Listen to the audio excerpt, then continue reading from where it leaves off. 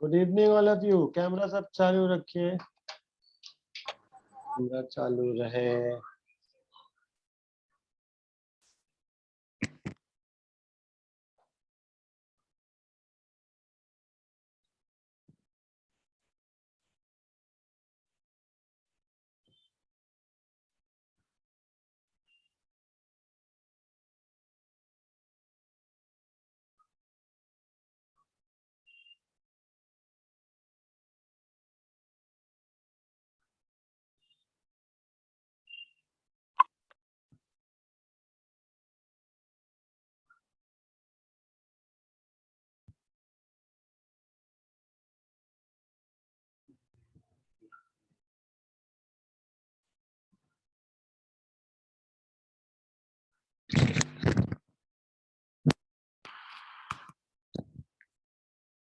आवाज आ रहा है ना? हाँ सर। हाँ सर। चलिए, good evening all of you. सब अपना कैमरा चालू कर दीजिए। रुक जा।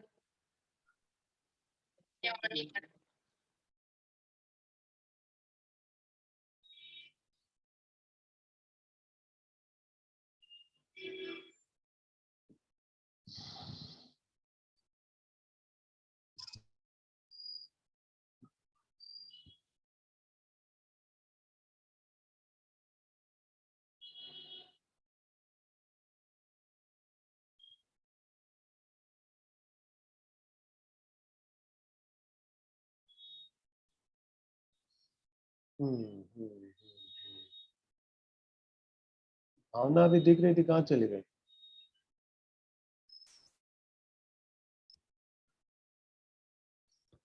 चलिए तो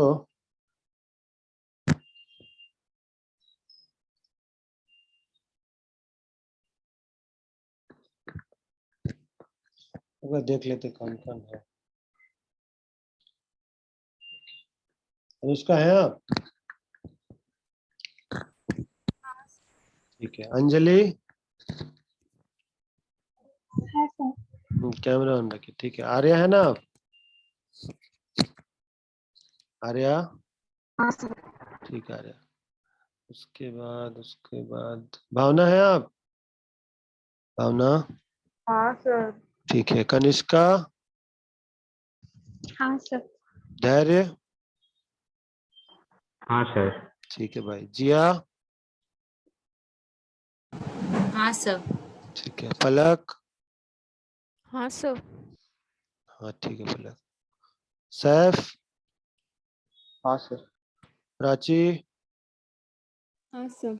कि हाँ प्राची, कैमरा चालू रखिए। ऋषि? Present sir. ठीक है भाई। रिया? हाँ sir. Shikha? Shikha? Yes sir. ठीक है। सिद्धार्थ? Yes sir. ठीक है। उसके बाद स्नेहा? हाँ सर। श्रीवात? हाँ सर। वैभव? हाँ सर। गुंजन? हाँ सर।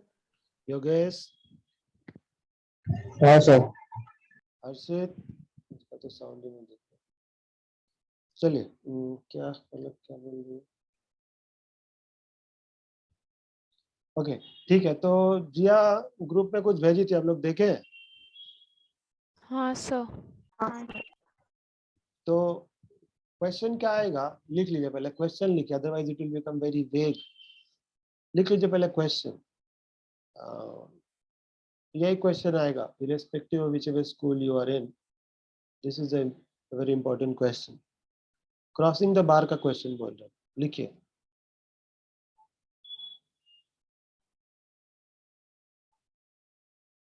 क्वेश्चन है write the allegorical significance, write the allegorical significance and the symbolic interpretation of the poem.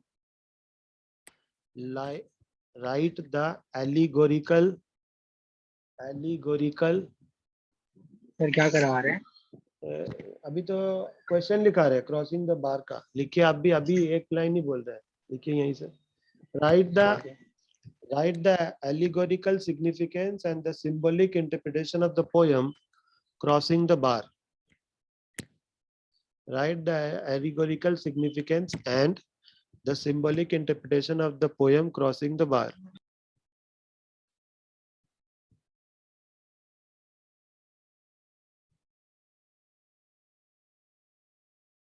ठीक है, तो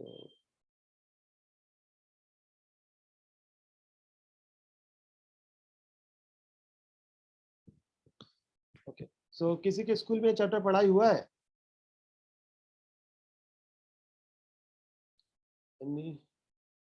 Okay, let me reframe my question. My question should have been that in any chapter that you are taught, irrespective of whichever chapter you have studied, आपके school में वो लोग ये बताएं कि एलिगोरी क्या होता है? इस पे एक इम्पोर्टेंट क्वेश्चन आता है, आई मीन स्कूल में, बोर्ड्स में भी आता है। नहीं सर। बाकी लोगों के स्कूल में?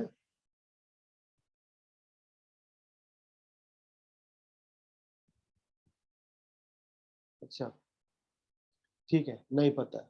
आप लोग के स्कूल में ना, आप लोग के मतलब किसके पूछे, कहाँ गया ऋषि? आप लोग के स्कूल में ये पोएम पढ़ाई हुआ है? एक बाय द वे ये कंसेप्ट पढ़ाई हुआ है कि नहीं? कोई दूसरे पोएम में भी ये कंसेप्ट है एलिगोरी? नहीं सर। ओके, तो हम आप लोग को ग्रुप में लिख के भेजे हैं कि व्हाट इज एन एलिगोरी और व्हाट इज सिंबल, ये भी लिख के भेजे ताकि आपको लिखना उतना ना पड़े। मतलब हम आज जो भी पढ़ाएंगे वो कुछ भी लिखना नहीं पड़ेगा, because already everything is written. You can probably add few words to it but you don't need to write anything. So कोई उसको पढ़ा जो हम भेजे, व्हाट इज एन एलिगोरी? हाँ सर। किसी को समझ में आया है? Good, thank you for reading. पहले और किसी को समझ में आया क्या उसमें लिखा हुआ है? हाँ सर। हाँ माँ, अमन आप बोल रहे हैं? हाँ हाँ सर। ठीक है। अच्छा, इससे पहले हम भूल जाएं कि आप मतलब इस चैप्टर में, मतलब क्रॉसिंग द बार में कुछ भी जो पूछेगा ना, वो घुमा फिरा के इसका सिंबल, इसका एलिगोरिकल इंटरप्रिटेशन बोलेगा। So if you can start your answer with what an allegory is or what symbol is, so it will be much better placed than other answers, like you will have an edge over other students. So somehow they will ask you what an allegory is. तो कोई वो allegory पढ़ा है तो मतलब समझ में आया जिसको, तो अमन इज सेइंग यस। अमन बोलिए, क्या समझ में आया आपको? सर इसमें एलिगरी का मतलब है कि एक स्टोरी है, उसका सरफेस मीनिंग अलग है और उसका हिडन मीनिंग अलग है। मतलब सरफेस मीनिंग इजी होता है, बहुत हम लोग बहुत जल्दी उसको डिसाइफर कर लेते हैं, लेकिन जो इनर मीनिंग होता है वो थोड़ा कॉम्प्लिकेटेड होता है और मतलब उसमें इमोशन या फिर पॉलिटिकल या वगैरह, मतलब बहुत डीप मैसेज रहता है एलिगरी का। मतलब दो स्टोरी रहते हैं एक स्टोरी में। तो स्टोरी रहता है, ठीक ही बोल रहे हैं आप एग्जांपल्स भी दिए जैसे, बोले हाँ वो बोलिए बोलिए। सर। एग्जांपल था कि दो क्या था, एक मिनट, हाँ दो पड़ोसी, मतलब two neighbours fighting with each other as stone. तो मतलब वो ये तो ऊपर का मीनिंग है, लेकिन अंदर का हो सकता है कि दो कंट्री वॉर के लिए वॉर कर रहे हैं एक दूसरे के बीच में। मतलब neighbours represent countries and stone represent war. ठीक है, सही बोला। Okay, so what an allegory is, most of us know allegory but we do not know the definition. आप लोगों को समझाने के लिए मतलब you don't need to write this in the answer, हम लोग बचपन में सुने थे कि अंगूर खट्टे हैं, सुना आपने कि there was a fox, शायद fox ही थी, and the fox jumped for the grapes, and when the fox did not get the grapes, the fox said, the grapes are sour, अंगूर खट्टे हैं। सुना है किसी ने? हाथ उठाइए एक बार जो ये सुना बचपन में, जानता है इसको।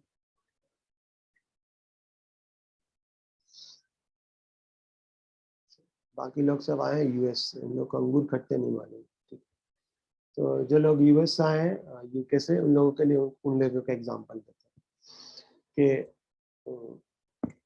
एक आदमी डेजर्ट से जा रहा था। So when he was crossing to the desert, he was very ये एग्जाम में नहीं लिखना, एग्जाम में लिखने वाला नोट्स आपको दिया जाएगा और जो जिया लिख के भेजिए वो सब लिखना है, ये हम आपको समझाने के लिए बोल रहे हैं। So all my classes are based on two different premises, one that you should understand, another that what you should write in the answer. So first try to understand and then we'll decide what to write. So एक आदमी, समझाने के लिए बोल रहे हैं एक example, वो डेजर्ट से जा रहा था, उसको पानी नहीं मिल रहा, ठीक है। तो अचानक उसको एक ट्यूबवेल दिखता है, तो वो ट्यूबवेल में सोचता पानी मिलेगा, लेकिन ट्यूबवेल बहुत चलाने के बाद कुछ नहीं होता। सो वो थक के बैठ जाता है, फिर देखता है ट्यूबवेल के बगल में एक प्ले कार्ड है, वहाँ लिखा हुआ है कि अगर तुम्हारे पास पानी है, if you have water, pour all the water in the tubewell and then you will get water. So the man thought, if I will pour the water, I have very less amount of water. So if I pour the water, all my water will go away, and then if I don't get the water, I will be at risk. फिर भी मरता क्या ना करता, he took the risk and he poured the water into the tubewell. ठीक है, उसके बाद पानी आ गया। इस प्ले कार्ड में लिखा हुआ था कि you have to give everything to get something. ना टेल मी, इतना लंबा चौड़ा हम कहानी बोल रहे थे, एक आदमी गया डेजर्ट में था, उसको पानी का दरकार था, फिर उसको ट्यूबवेल दिखा, then he poured the water into the tube well, then he got the, क्या ये सब हम पानी के बारे में बोल रहे हैं, ट्यूबवेल के बारे में बोल रहे हैं? क्या अंगूर खट्टे हैं वाज अबाउट अंगूर एंड अबाउट फॉक्स? या आप लोग बचपन में सुने होंगे ना, एक कुत्ता पानी को देखता है, उसके मुंह में रोटी रहता है, तो वो पानी को देख के सोचता है ये भी मेरे मुंह में आ जाए, तो मुंह खोलता है कुत्ता, याद है? The dog opens the mouth and even the bread that he had in his mouth falls into the water. Now before making it very elaborative, और आपको लगे कि उनको बहुत आता है, the point is this, when I was talking about the dog, was I talking about the dog and the bread?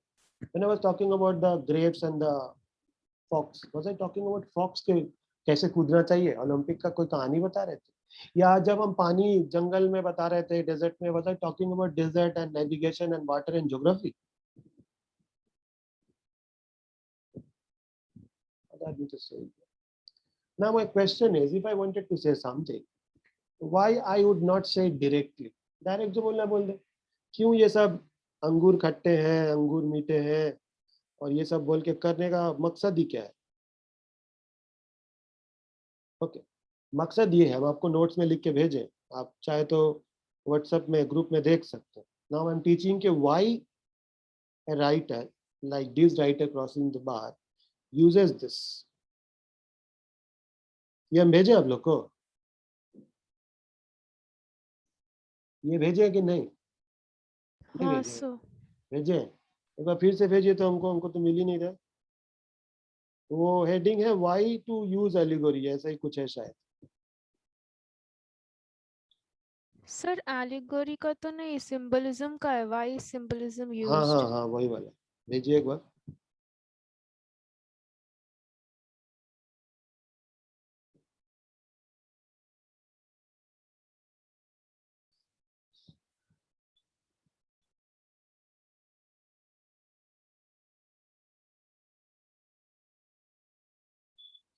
अच्छा एक काम कीजिए, हाँ तो आ गया।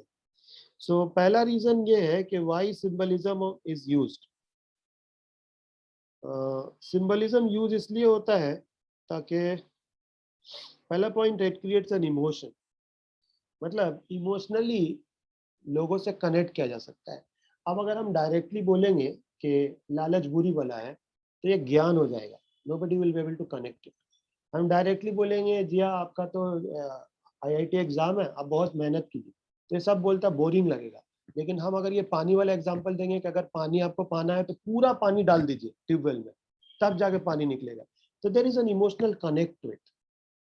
अब किसी को लॉ का एंट्रेंस है ना, उसको हम ज्ञान देके तुम पढ़ो तो सभी देर से will go to sleep, it will act very very very very preachy. So to save yourself, and it's a literature, not a preaching class. So poet used this technique of symbolism and allegory to create an emotional connect between the reader and the poet. दूसरा, ये सब कहाँ लिखना है, जब पूछेगा कि ये एलिगोरी क्यों यूज होता है तो लिखना है एग्जाम में। फिर इससे एक इमेजिन मतलब एक सिंबल क्रिएट होता है कि आपको याद रहेगा पानी डालने से, मतलब आधा बोतल पानी डालने से पूरा पानी निकला था, एक सिंबलिक आपको याद रहे। आपको बचपन में बताया गया था अंगूर खट्टे हैं, थ्रू दिस एग्जांपल आपको अभी तक याद है। इनफैक्ट आपको क्लास 7 का ज्योग्राफी याद नहीं होगा। कोई को बोल रहा है हमको क्लास 11 का मैथ्स का फॉर्मूला याद नहीं है, कोई को बोल रहा है हमको तो जनरल एंट्री तक याद नहीं। खैर, भगवान करे आपको याद ना रहे, आप ऐसे भूलते रहे। My point is this, what was taught to you 10 years back or probably more than 12 years back in your childhood, एक फॉक्स आई, लोमड़ी आई, कूदी, ये अभी तक आपको याद है because there is a symbol attached to it.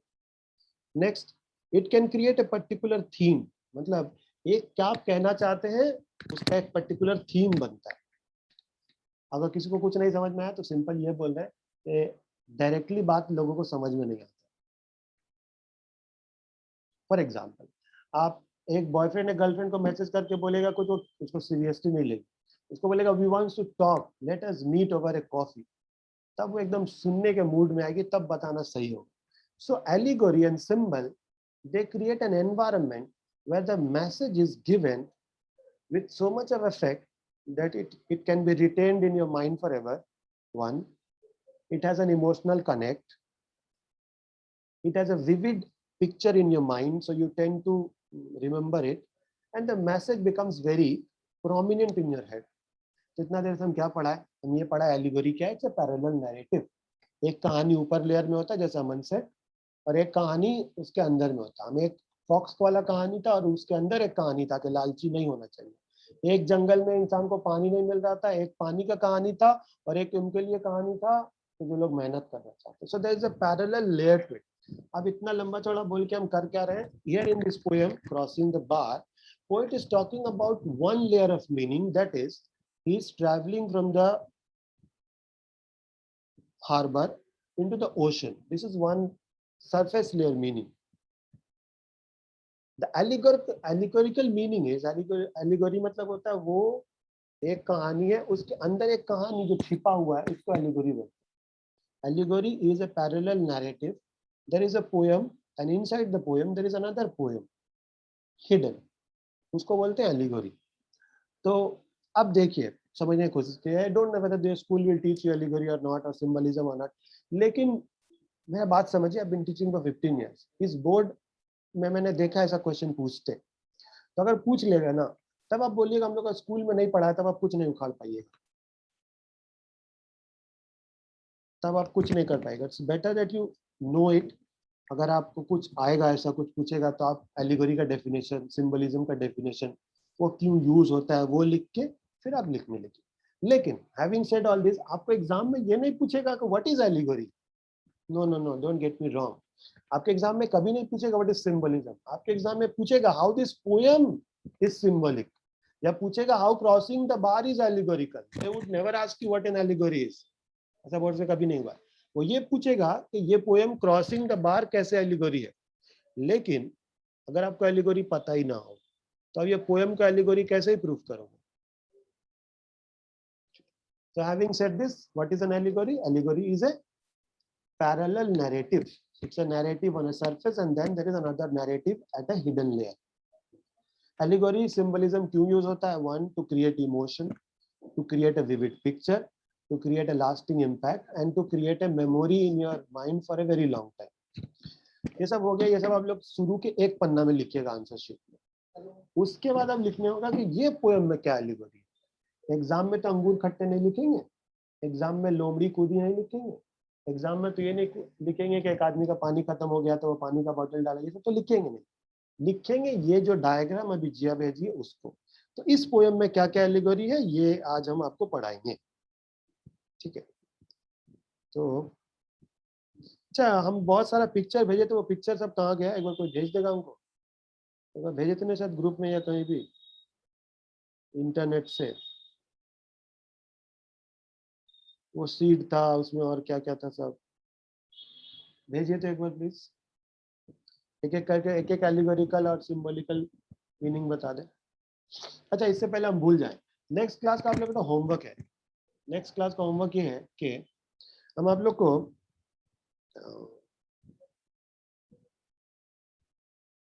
Thank you, मिल गया।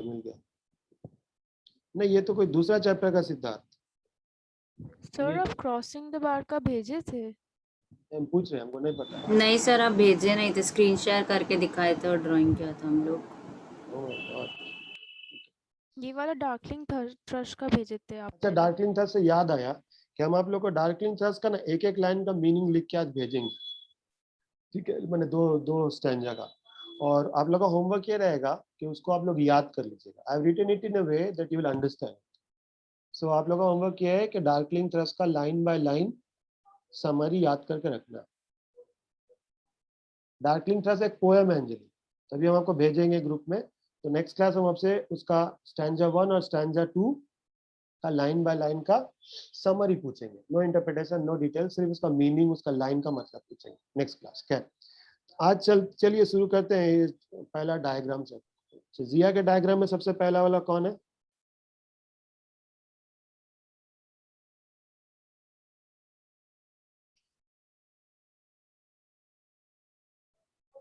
ओके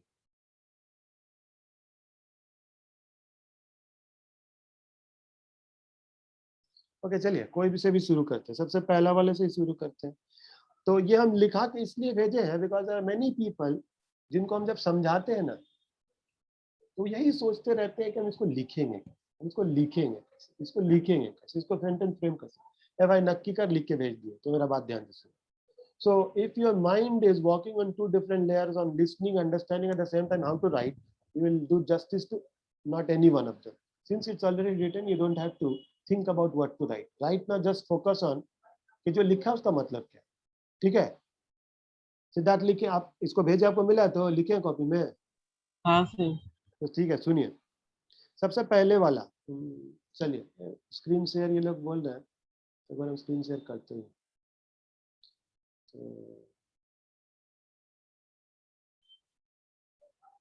एक मिनट रुक जाइए, ब्राइडल बेड से शुरू करते हैं।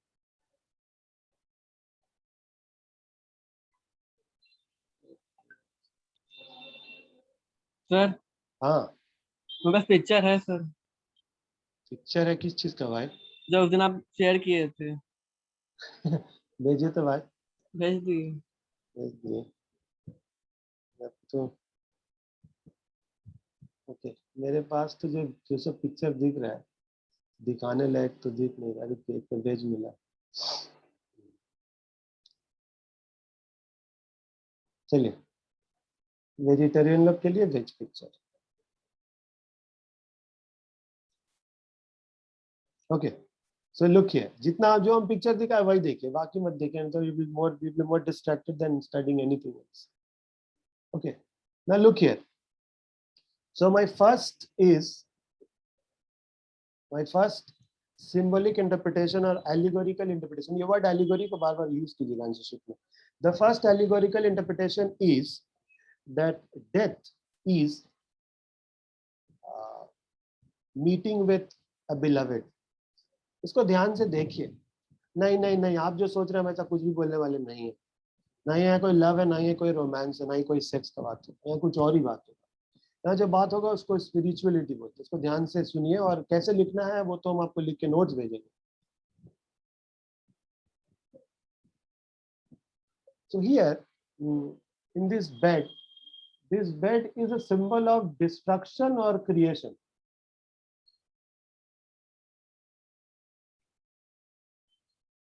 अरे भाई कुछ बोल दीजिए आप लोग, यहाँ तो सब ऐसे शर्मा के बैठा लग रहा है, उसी का शादी का बात होगा। हम बोल रहे हैं ये बेड जो है, is it a symbol of destruction और it's a symbol of creation? It's a symbol of starting और एन एंडिंग? स्टार्टिंग। starting. आप लोग तो अजीब ही आदमी, आप लोग घर छोड़ के जाए, मतलब लड़की लोग तो यहाँ घर छोड़ के जाती है ना, मम्मी को छोड़ती नहीं है, पापा को छोड़ती नहीं है, वो दीदी, वो छोटी बहन जिसको इतना लड़ती थी, did they not leave all of them? My simple question is, when you look at this bed, does it sound very monotonous, sad, morose, morbid, or does it sound very celebratory? कौन सा? जी, सब लोग इतना चुप क्यों हो जा रहे हैं आज इतना?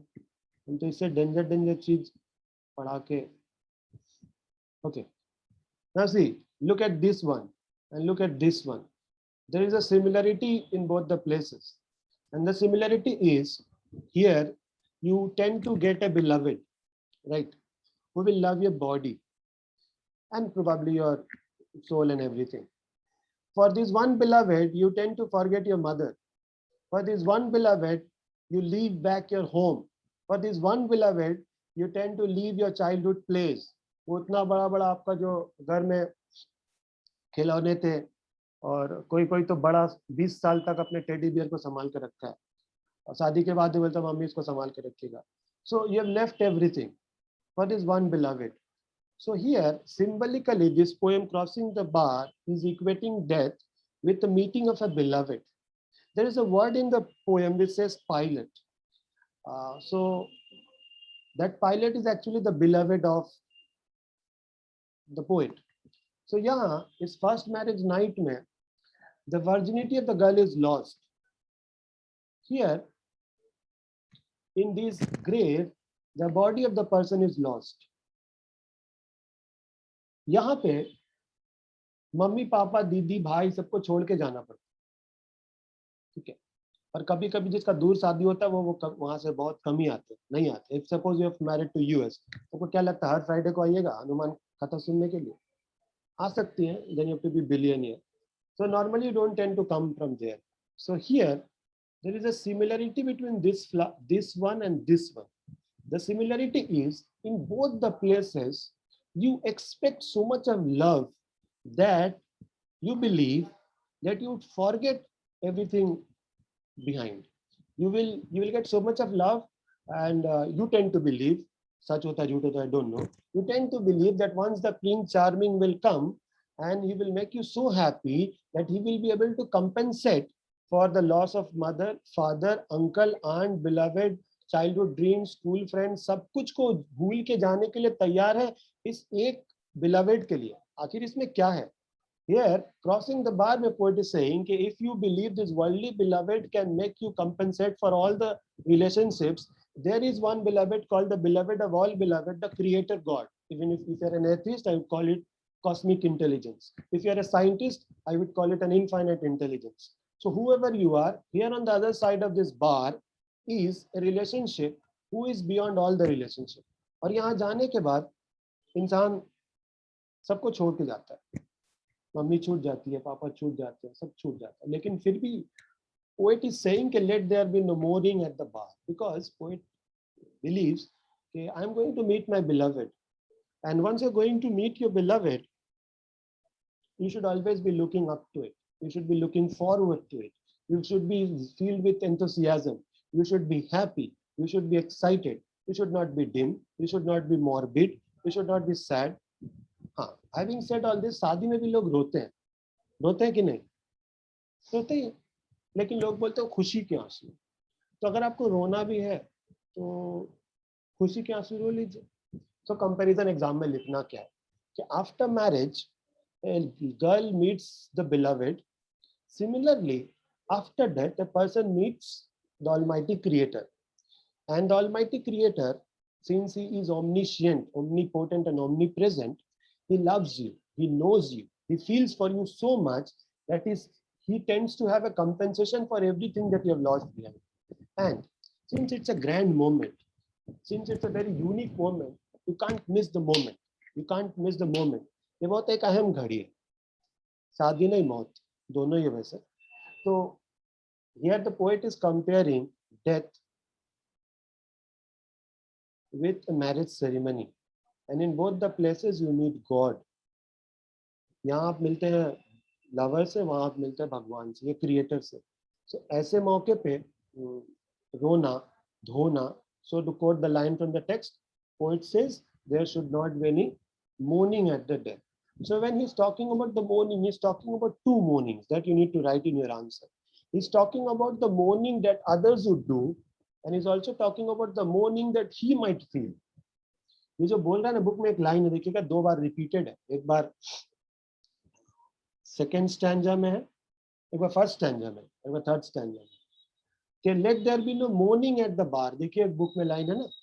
सो ये जो मोर्निंग माने अफसोस करने का बात हो रहा है, ये किसके अफसोस का बात हो रहा है? एक जो आसपास वाले लोग करेंगे, दूसरा जो पोइट को साथ खुद ही फील होगा, क्योंकि घर छोड़ के जाने में तो तकलीफ होता है.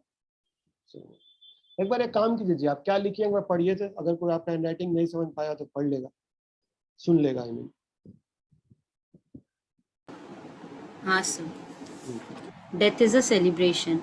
We celebrate when we meet important people of our life.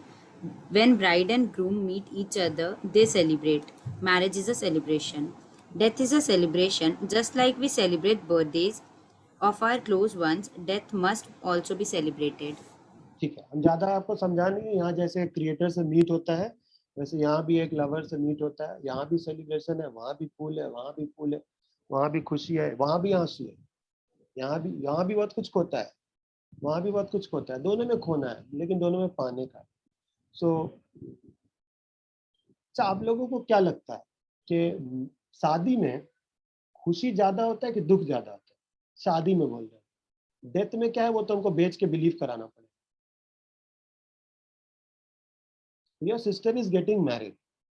कोई तो अपना ही शादी सोच के शर्मा रहा है. हम पूछे your sister is getting married, so there the happiness overpowers the sorrow और the sorrow overpowers happiness? Happiness The over sorrow overpowers happiness. Kunjan अभी एक्सपीरियंस है तो उसका बाद में थोड़ा पर्सनल इमोशन. अच्छा, कुंजन बोल रही है सॉरो ओवरपावर्स हैप्पीनेस. आप लोग क्या बोल रहे हैं जो दूर दूर से देख देख के सोच रहे? अरे कोई इतना शर्मा क्यों रह रहे भाई? इतने तो ऐसे ही मैंने तो लग रहा है कि हम कुछ मतलब ये मतलब कुछ और ही पढ़ाने आ रहे हैं.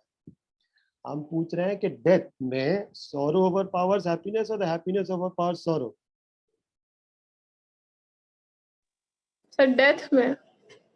नहीं मैरिज डेथ पे तो नहीं पूछेंगे, आपको कॉम्प्लेक्स बात है. शादी में, अभी आप शादी में कहते हैं आपका स्टेटस देखे गाँव में, तो वहाँ हैप्पीनेस ओवरपावर्स द सॉरो और सॉरो ओवरपावर्स द हैप्पीनेस, ये पूछ रहे हैं. चलिए तो सर्वे करते हैं, जिसको जिसको ये लगता है. हाँ बोलिए. सर लड़की ज्यादा दुखी होती है, लड़का वाला लोग खुश रहता है.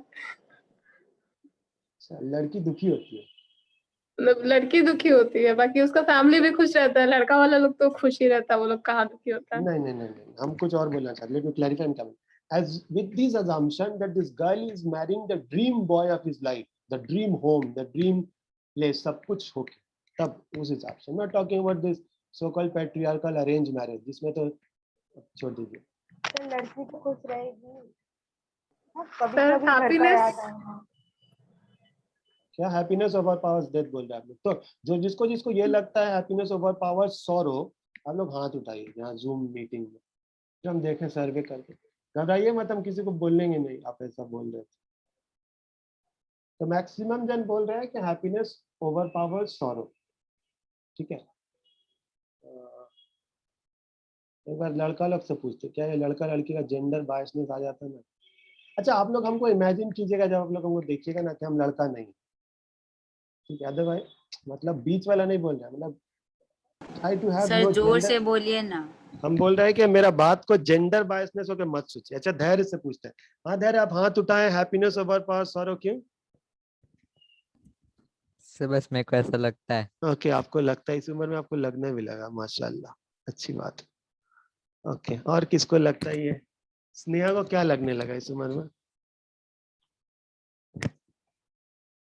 हाँ सर. हम पूछ रहे हैं, आप हाथ उठाइए. सो हम आस्किंग भाई, इसको हाथ उठा, इसको मालूम नहीं किस हाथ में हाथ उठा रहा. हम पूछ रहे थे हैप्पीनेस ओवरपावर्स सॉरो. हाँ सर, अब आप जैसे बोले कि ड्रीम बॉय को या तो मतलब हाँ जो ड्रीम बॉय मान शादी के चल रहे हैं तो खुशी होगा, तो ठीक है चलिए मान लेते हाँ। मैक्सिमम जो खुशी है without any argument, take it for granted कि खुशी का ही टाइम है। सो वो खुशी का क्यों टाइम है? जो लोग हाथ उठाए हैं, why are they saying the happiness overpowers sorrow? एक जन से पूछते हैं, किसी एक जन से पूछते हैं, किससे पूछा? अक्षिता से पूछते हैं। अक्षिता तो आजकल कैमरा ही ऑन नहीं करती है, तो अपने भाई जैसा होते जा रही है। हाँ अक्षिता बोल रहे हैं व्हाई हैप्पीनेस ओवरपावर्स sorrow, आप इसमें हाथ क्यों उठाई हैं? मतलब कि हम्म, जैसे okay. ब्राइड को नया जगह जाके एक्सपीरियंस करने का, उसको मतलब अपना पसंद का मिल रहा है तो खुशी होगी ना, सैड क्यों होगी? फिर एक तो नया एक्सपीरियंस करने का मौका मिल रहा है। नया experience coded with lot of meanings, ठीक है।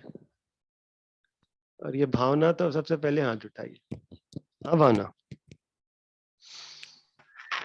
सर सही है, क्योंकि मेरे हिसाब से क्योंकि फोर्सफुली किसी और से हो या अनजान इंसान से हो, उससे बेटर है कि जिस इंसान के जानते हैं या जिससे प्यार करते हैं उससे। ठीक है, मतलब ये सेइंग कि महबूब से मोहब्बत करने वाला मिल जाए तो खुशी का ही तो बात है, सही बोल रही है। And I am here as an English teacher teaching you crossing the bar to tell you that on the other side of this bar is a beloved called the nature, and he is going to meet the soul.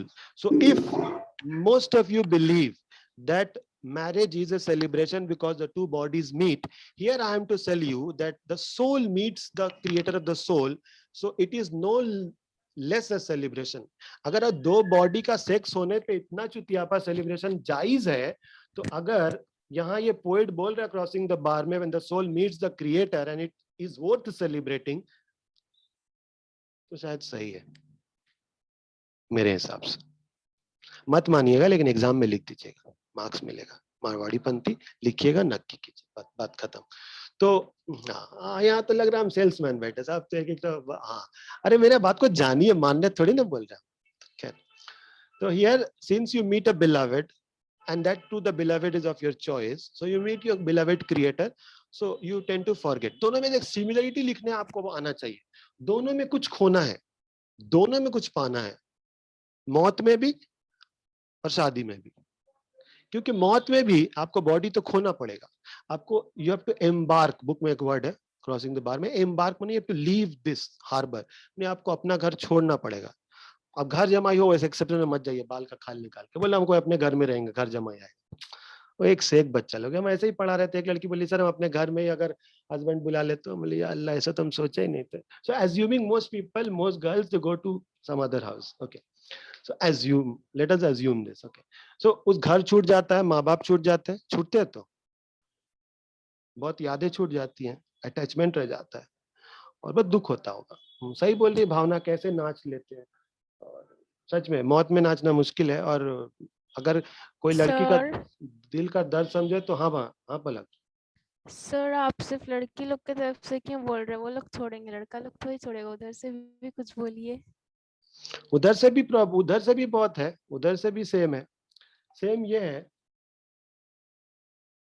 कि the boy assuming he is marrying the dream girl of his life, he also tend to leave a lot of things, सब कुछ उसको छोड़ना पड़ता है, he has to leave his bachelorhood। वो फिर रात को पार्टी नहीं होता है उसका, ओके, फिर वो अड्डा नहीं मार पाता है, फिर हर 10 मिनट में कहाँ है साला, कहाँ है जिंदगी से। अब उसको पूरा लाइफ उसका हेल हो जाता है, दोनों का हेल होता है। आई एम नॉट हियर, मैंने I am not teaching here gender थे, तो सबको ही होता है। फिर वो बेचारा कहाँ से, उसको कुछ याद नहीं रहता, अब उसको डेट लिख के रखना पड़ता है, एनिवर्सरी डेट ये है, ओके, मिलने वाला डेट ये है, पहला बार ये मिले थे, बर्थडे डेट ये, उसका ये जिंदगी का डेट में उसका जिंदगी पेंडुलम बन के ऑक्सीलेट होते रहता है। But then he tends to do this because there is utmost care in it. So हर साइड से ये बात सही है। वैसे बाय द वे बहुत सारी जगह में लड़का लोग जाता है लड़की के घर, इंडिया में ही तो हो ही सकता है। So the bridal bed is a dead bed, the bride is the dead, the husband or the wife meeting after that is starting a new life। तो ये कंपैरिजन आपको लिखना पड़ेगा, लेकिन मेरे इसमें दिखा रहा है लेस देन ए मिनट, हम क्या ही अब करें। तो थोड़ा बहुत आप लोग जहाँ जिया का ये नोट्स है, अगर आप कॉपी में लिखे तो एक दो लाइन सब लिखते रहिए। कि क्या क्या चीज कंपेयर करना है, मैंने क्या यहाँ लॉस होता है क्या गेन होता है। तो आप नहीं तो आप लिख नहीं पाइएगा, 1-2 लाइन लिख लीजिए कि यहाँ क्या खोना पड़ता है क्या पाना पड़ता है, इस साइड कौन है उस साइड किससे क्या कंपैरिजन है। कहीं ऐसा ना हो कि आप खाली शादी लिखे डेथ ही ना लिखे तो पूरा ही गंडगोल हो जाएगा।